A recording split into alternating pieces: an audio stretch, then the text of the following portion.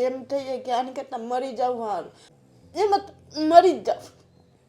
કેમ બેન એવું કેમ વિચારો છો? બધા આખી દુનિયાના બસ આ જોઉં છું તે હારા લાગે મારા, બસ આ મને જીવ બળે. એટલે આ જિંદગી જીવવા જેવી નથી મારે. તું કેમ રડે છે બેટા? મને જીવ બળે. જીવ બળે છે બેટા? મારે સ્કૂલે જવું છે, અમારા ઘરે કાંઈ પૈસા નથી અને પાછી સ્કૂલે જાઉં તો ફ્રી માંગે.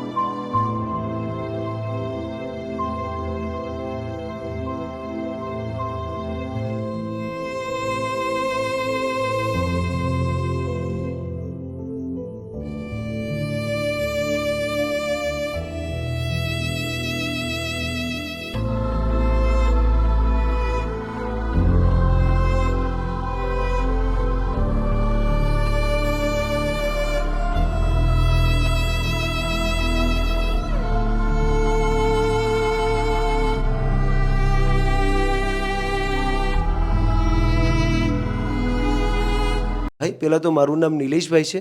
તમારું શું નામ છે? અશ્વિન સાહેબ. અને તમારું બેન? હંસાબેન. અને તારું બેટા? એ નથી બોલી. નિશા. એ નથી બોલી શકતી. અને તારું બેટા? જાનવી. જાહ્નવી. અને આ બેનનું? ઈશા. શું તકલીફ છે હાલમાં? સાહેબ એને નાનેથી સાહેબ આવી રીતની પ્રોબ્લેમ છે. હાલી શકતી નથી ખાઈ શકતી સાહેબ. કોને? આ દીકરીને? હા બે સાહેબ. હા હા. બે હાડી સાહેબ ખવડાવવી પડે. કોઈ વસ્તુનું કાંઈ ભાન નથી સાહેબ. અમારે ક્યાંક બહાર જવું હોય તો એવી પ્રોબ્લેમ થાય બહુ જ. અને કંઈક સાહેબ અમે ફેરીમાં જાય કંઈક વધે ના વધે તો અમારા ખાવાના પૈસા સાહેબ અમારા પાસે ના હોય. એમાં ક્યારેક તો બાકી લઈને બાકી લઈને સાહેબ રાંધે. અમે ભૂખ્યા ને અમારા છોકરા અત્યારે અમે પાંચેય છોએ હારે નથી રહી શકતા. આમ નોખા નોખા. મારો ઘરવાળો જાય તો હું આ ભણવા જાય તો હું અહીં એકલી બેઠી બેઠી રોતી હોય. આવા છોકરા દે કે નહીં મને કોઈ બોલાવો નહીં ચલાવવા. મારી છોકરી હોય તો મને બોલાવે, મને સપોર્ટ દે. હું એની હમી રાયરું પાડતી હોય એમ અને મારો ટાઈમ નીકળી જાય. એટલે અને અહીંયા સાહેબ નિયાયમાં નામ લખ્યું હતું પૈરાવેટમાં તોય મારી પાસે ફીના પૈસા નહોતી. તો સાહેબે કીધું કે ફી દો. મારે એટલો વરસાદ કે અમારે અહીં બધું પડવા માંડ્યું હતું. અમે પોલીસ સાહેબને ફોન કર્યો તો ક્યારે કીધું કે અમને છે ને તમને ડૂબતા હોય તો અમે આવીએ. તો એવા પોઝિશનમાં મારી પાસે ફી માંગી. અમારી પાસે 1 રૂપિયો નહોતો. પછી ત્યાંથી ઉઠાડી લીધી. એ તમારી પાસે સ્કૂલ ફી ન થઈ એટલે તમે ઉઠાડી લીધી? પછી મારી છોકરી સાહેબ આ છોકરો મોઢેથી સાહેબ પીતો નથી. હાલતા દવાખાને જવાનું થાય. અને હજી તો આમ પરમની દવા લઈને નળી વગર સાહેબ પીતો નથી. મોઢે પીતો જ નથી સાહેબ.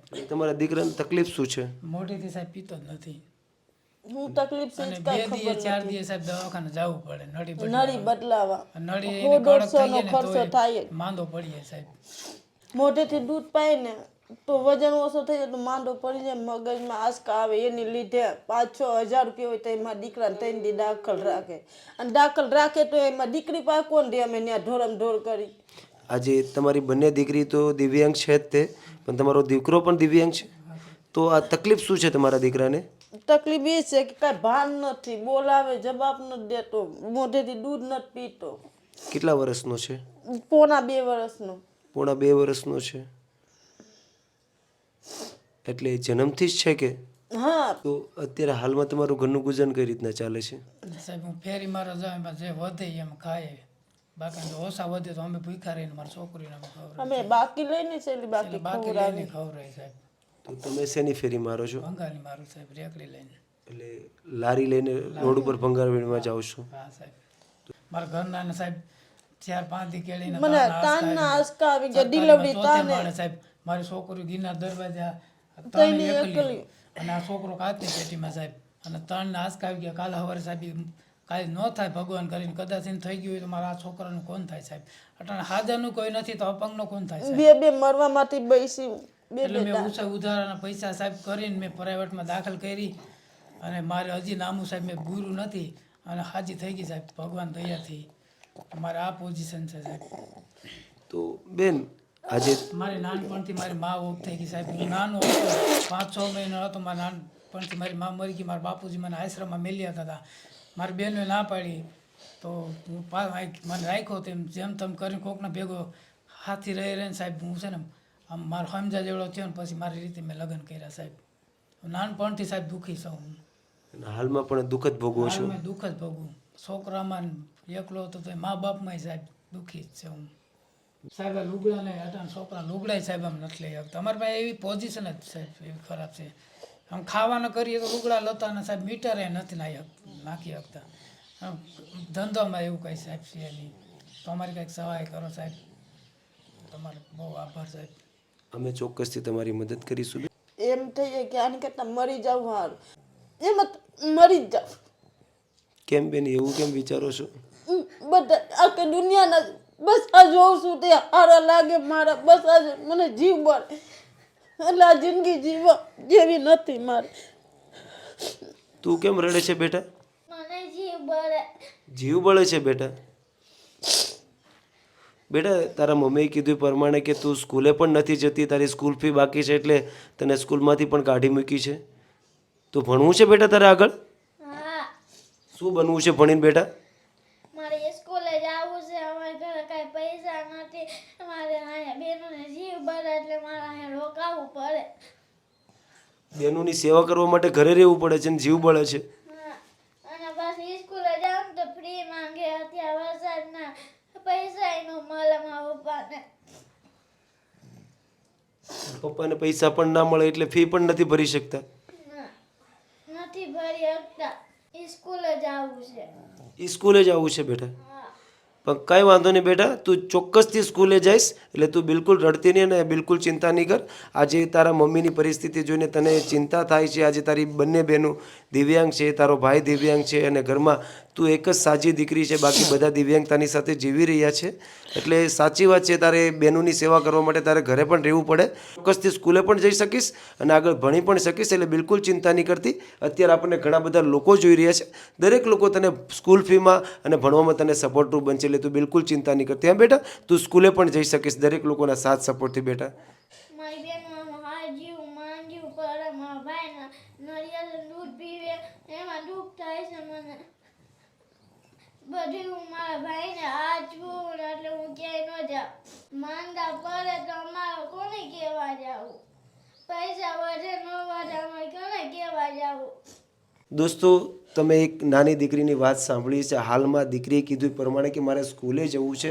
આજે આ દીકરીને સ્કૂલે જવું છે, ભણવું છે, પણ આ ઘરની પરિસ્થિતિ કંઈક એવી છે કે એક બાપ એની દીકરીને ભણાવી નથી શકતો. કારણ કે એક બાપ નાની મોટી મજૂરી કરીને મહેનત તો કરી જ રહ્યો છે, પણ હાલમાં એક બાપ મજબૂર છે કારણ કે એમના ઘર ઉપર 3 દીકરાઓ દિવ્યાંગ છે. દોસ્તો વિચાર તો કરો, જ્યારે ઘરની અંદર કોઈ એક વ્યક્તિ પણ દિવ્યાંગ હોય એ પરિવાર ઉપર શું આફત આવતી હોય છે. પણ આજે આ પરિવારની અંદર 2 દીકરીઓ દિવ્યાંગ છે, એક દીકરો દિવ્યાંગ છે. દોસ્તો વિચાર તો કરો, એક બાપ ઉપર શું વીતતી હશે, આજે એક મા ઉપર શું વીતતી હશે. આજે ઘરમાં કોઈ કમાવાવાળું વ્યક્તિ નથી. આ ભાઈ નાનું મોટું કામ કરે છે, રોડ ઉપર કચરો વીણવા જાય છે, રોડ ઉપર ભંગાર વીણવા જાય છે. એ ભંગારમાંથી પોતે પોતાનું ઘરનું ગુજરાન ચલાવે છે. ભાઈનું તો એવું પણ કહેવું છે ક્યારેક તો અમારી પાસે જમવાની પણ વ્યવસ્થા ન હોય ત્યારે અમે દુકાનેથી ઉધાર લઈને મારા દીકરીઓને અમે જમાડીએ છીએ. દોસ્તો વિચાર તો કરો, હાલ આ જૂનાગઢની અંદર આ પરિવાર કઈ હાલત સાથે જીવી રહ્યો છે. આજે આપણે દરેક લોકોને આ પરિવારને સપોર્ટરૂપ બનવાનું છે. દોસ્તો હું તો એ ભગવાનને એવી પ્રાર્થના કરું કે ભગવાન કોઈ દુશ્મનને પણ આવી પરિસ્થિતિ ના આપે. કારણ કે આજે આ પરિસ્થિતિ જોઈને તમને પણ આંખમાંથી આંસુ આવી જશે. એવી પરિસ્થિતિ સાથે આ પરિવાર જીવી રહ્યો છે. આ દીકરીએ તો રડતા રડતા એવું પણ કીધું કે મારે ભણવું છે, મારે સ્કૂલે જવું છે. પણ આજે સ્કૂલ ફી ના ભરવાના કારણે એક દીકરી સ્કૂલ નથી જઈ શકતી. કારણ કે એમના પિતા પાસે સ્કૂલ ફી ભરવાના પૈસા નથી. કારણ કે એક પિતા પાસે એમની દીકરીઓને જમાડવા માટે પણ પૈસા નથી, તો સ્કૂલ ફી તો કઈ રીતના ભરી શકે. દોસ્તો આ પરિસ્થિતિ સાથે આ પરિવાર જીવી રહ્યું છે. તો દોસ્તો હંમેશને માટે આવા નિરાધાર પરિવારોને સપોર્ટરૂપ બનવું જોઈએ. આવા ગુજરાતની અંદર ઘણા બધા પરિવારો છે, આવા દરેક લોકોને સપોર્ટરૂપ બનવું જોઈએ. આજે જૂનાગઢ શહેરની અંદર આ પરિવારને આપણે કંઈક એવી રીતના સપોર્ટરૂપ બનવાની કોશિશ કરવાની છે કે આ પરિવારને જે પણ તકલીફ પડી રહી છે એમાં આપણે સપોર્ટરૂપ બનવાની કોશિશ કરવાની છે. તો હાલમાં અમે તમારી શું મદદ કરીએ જેથી કરીને તમને રાહત મળે?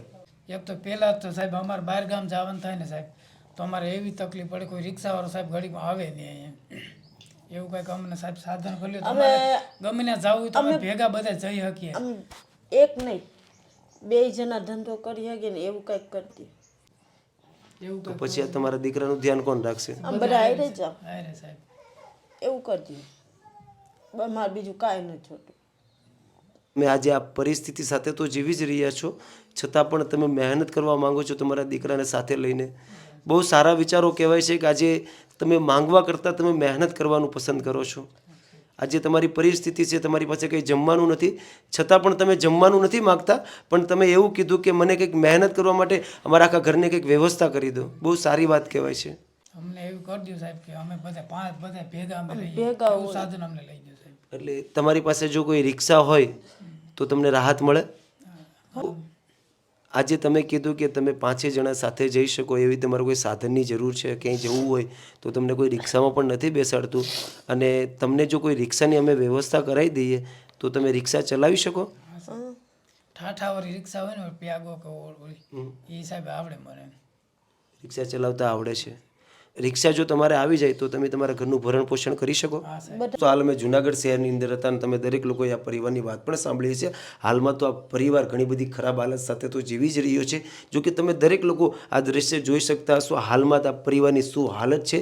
આજે આ પરિવારની અંદર 3 જણા દિવ્યાંગ છે. દોસ્તો વિચાર તો કરો, જ્યારે પરિવારની અંદર કોઈ એક વ્યક્તિ પણ દિવ્યાંગતાની સાથે જીવતો હોય ને, એ વ્યક્તિ અથવા એ પરિવારને પૂછો ત્યારે તમને ખબર પડે કે દિવ્યાંગતાની સાથે કોઈ પણ પરિવાર જીવતો હોય તે પરિવાર ઉપર શું આફત આવતી હોય. આજે તો આ પરિવારની અંદર 3 વ્યક્તિ દિવ્યાંગતાની સાથે જીવે છે, તો આ પરિવાર ઉપર શું હાલત થતી હશે, પરિવાર કઈ હાલત સાથે જીવતો હશે. આ દીકરી તો એવું પણ કીધું કે મારે ભણવું છે, મારે સ્કૂલે જવું છે, પણ આજે એક પિતા પાસે સ્કૂલ ફી ભરવાની પણ વ્યવસ્થા નથી, એટલે એક દીકરીને પણ સ્કૂલે નથી મોકલી શકતા. એટલી બધી ખરાબ હાલત સાથે આ પરિવાર જીવી રહ્યો છે. અને દોસ્તો આ પરિવારની એક એવી રિક્વેસ્ટ પણ છે કે આ પરિવારને મહેનત કરવી છે. આજે આ પરિવાર પાસે કોઈ પણ પ્રકારની જમવાની વ્યવસ્થા નથી, છતાં પણ આ પરિવાર જમવાનું માંગવા કરતાં આ પરિવાર મહેનત કરવાનું માંગી રહ્યું છે. દોસ્તો વિચાર તો કરો, આજે આ પરિવારને મહેનત કરવી છે તો આપણા દરેક લોકોની એક નૈતિક ફરજ બને છે કે આવા લોકોને જે પણ મહેનત કરવામાં તકલીફ પડી રહી છે એ માટે જે પણ સાધનની રિક્વાયરમેન્ટ છે એમાં આપણે દરેક લોકોને સાથે મળીને આ પરિવારને સપોર્ટરૂપ બનવાનું છે. હાલમાં તો આ પરિવારે કીધું એ પ્રમાણે કે આ પરિવારને એક રિક્ષાની રિક્વાયરમેન્ટ છે, જેથી કરીને આ પરિવારને કશે પણ જવું હોય તો આ પરિવાર આરામથી જઈ શકે, કારણ કે આ પરિવારની એટલી બધી ખરાબ મજબૂરી છે કે આ પરિવારની પરિસ્થિતિ જોઈને કોઈ લોકો એને રિક્ષામાં પણ બેસાડતા નથી. પણ એવું તો ના હોવું જોઈએ. આવા લોકોને હર હંમેશા માટે સપોર્ટ કરવો જોઈએ. અને દોસ્તો આજે આ પરિવારને આપણા સાથ અને સપોર્ટની ખૂબ જ જરૂર છે, કારણ કે આ પરિવાર ઘણી બધી ખરાબ હાલત સાથે જીવી રહ્યો છે. તો અત્યારે તો આ પરિવાર પાસે કોઈ પણ પ્રકારની જમવાની વ્યવસ્થા નથી.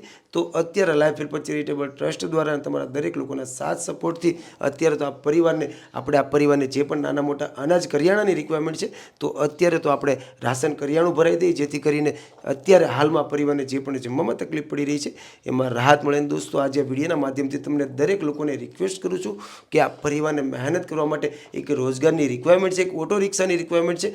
તો પ્લીઝ દોસ્તો તમે પણ આ પરિવારને કંઈ પણ ઓટો રિક્ષા માટે સપોર્ટરૂપ બનવા માંગતો હોય તો પ્લીઝ લાઈફ હેલ્પર ચેરિટેબલ ટ્રસ્ટનો કોન્ટેક્ટ કરી શકો છો. અને જૂનાગઢ શહેરની અંદર તમે આ પરિવારને રૂબરૂ પણ મળવા માંગતા હો તો પ્લીઝ લાઈફ હેલ્પર ચેરિટેબલ ટ્રસ્ટનો કોન્ટેક્ટ કરી શકો છો. તમે રૂબરૂ આવીને પણ આ પરિવારને સપોર્ટરૂપ બની શકો છો. જ્યારે તમે રૂબરૂ જોશો ત્યારે તમને વધારે ખ્યાલ આવશે કે આ પરિવાર કઈ હાલત સાથે જીવી રહ્યો છે. તો અત્યારે તો આ પરિવાર માટે અનાજ કરિયાણું લેવા જઈએ.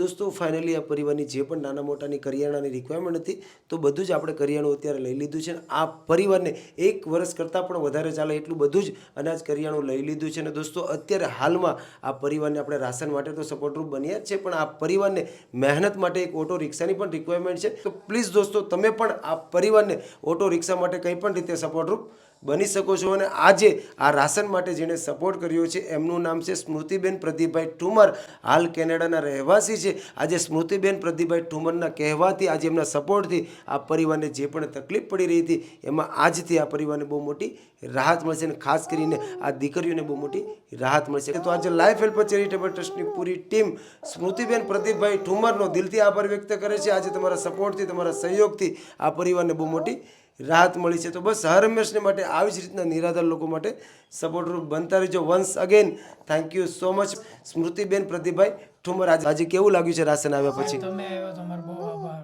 તમે આવ્યા તો અમારો ઉપરથી અમારા ભગવાન આવ્યા સાહેબ. અમારા પોતાના છે એ કોઈ દી અમને જોવા નથી આવ્યા સાહેબ. તમે ક્યાંથી છે તમારા હાટું ધક્કો ખાધો સાહેબ. તો અમારો ખૂબ અમારા ભગવાન જ આવ્યા તમે સાહેબ. અને આજે આ સંપૂર્ણ રાશન માટે જેણે સપોર્ટ કર્યો છે એમનું નામ છે સ્મૃતિબેન પ્રદીપભાઈ ઠુમર, હાલ કેનેડાના રહેવાસી છે. આજે એમના સપોર્ટથી તમારા ઘરમાં રાશન આવ્યું છે. તો તમે આજે સ્મૃતિબેન પ્રદીપભાઈ ઠુમરને કંઈ કહેવા માંગતા હોય તો? ખૂબ ખૂબ આભાર કહે છે. ખૂબ એમનો આભાર કે અમને આટલું આપ્યું અને અમારા છોકરા હમું જોયું. અમારી છોકરા અમે જોયું ને સાહેબ. હવે છોકરા અમે એની આભારથી અમારા છોકરાઓ ખાતા પીતા થઈ ગયા સાહેબ. અમારા પાસે નહોતું કે સાહેબ કંઈ. બહુ તમે એટલેથી ધક્કો ખાધું સાહેબ અમારા હાટું. ખૂબ ખૂબ તમારો આભાર સાહેબ. અમારા ભગવાન બનીને તમે આવ્યા સાહેબ. અમારા પોતાના છે તો કોઈ દી અહીંયા આવતા નથી જોવા સાહેબ. હા, તો તમે સાહેબ ક્યાંથી આવ્યા સાહેબ? અમારા ભગવાન છો સાહેબ તમે.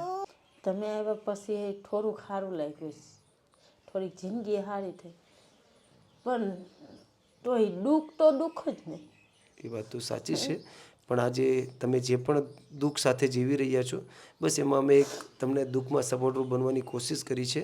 આજે તમારું દુઃખ તો ઘણું બધું મોટું છે, પણ આજે અમે રાશન આપીને તમને થોડા દુઃખમાં ભાગીદાર બન્યા છે. અને ખાસ કરીને આજે સ્મૃતિબેન પ્રદીપભાઈ ઠુમરના સપોર્ટથી તમને જે પણ તકલીફ પડી રહી હતી એમાં આજે અમે સપોર્ટરૂપ બનવાની કોશિશ કરી છે. એનો આભાર.